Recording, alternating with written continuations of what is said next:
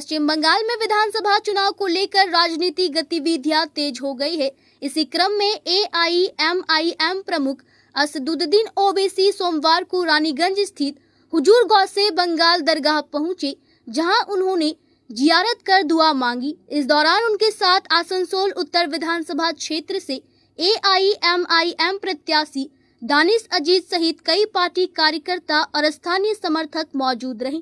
ओवैसी के आगमन को लेकर क्षेत्र में उत्साह का माहौल देखने को मिला और बड़ी संख्या में लोग दरगाह परिसर में एकत्रित हुए।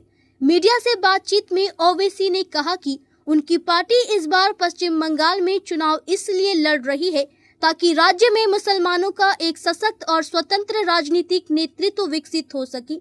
उन्होंने कहा कि अब तक बंगाल का मुसलमान कुछ चुनिंदा राजनीतिक दलों के साथ जुड़ा रहा, लेकिन इससे उनकी स्थिति में अपेक्षित सुधार नहीं हुआ। उन्होंने आगे कहा कि आज भी मुस्लिम समुदाय का एक बड़ा वर्ग गरीबी और अशिक्षा जैसी समस्याओं से जूझ रहा है।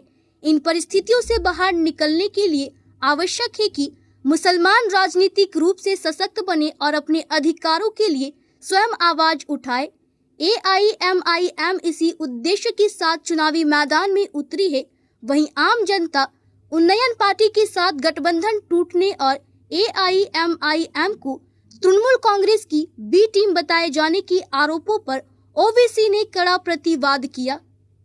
उन्होंने कहा कि कभी उनकी पार्टी को भाजपा की बी टीम बताया जाता है तो कभी TMC की, जबकि वास्तविकता यह है कि AIMIM किसी भी दल की बी टीम नहीं है। ओवैसी ने स्पष्ट किया कि उनकी पार्टी आम जनता की आवाज है और वंचित एवं पिछड़े वर्गों को उनका अधिकार दिलाने के लिए प्रतिबद्ध है। रानीगंज में ओवैसी के इस दौरे से चुनावी माहौल और अधिक सक्रिय होता नजर आ रहा है। अच्छा लिया है, इसीलिए उसका साथ छोड़ दिए, क्या बोलिएगा? कभी TMC हमको BJP से मिलाता है, ये हमको TMC से मिला रहा है। कभी बोलता है कि हम उनकी बी टीम है। हम सिर्फ जनता के आवाज हैं और हम हरगिज इस बात को कबूल नहीं करेंगे कि बंगाल के मुसलमानों की इंटीग्रिटी को कोई क्वेश्चन करे। हम यहाँ पर आए हैं और आते रहेंगे। हमारा मकसद ये की है कि बंगाल में मुसलमानों के एक पॉलिटिकल एजेंसी लीडरशिप बने और उसी से ही इंसाफ मिलेगा, वरना सिर्फ हम गुलामी करते रहेंगे। और इसीलिए हम चुनाव में लड़ रहे हैं, अपनी पार्टी के इलेक्शन कैंपेन में हिस्सा लेने आए हैं और हम जनता से बहुत सी बातों पर अपील करेंगे। ये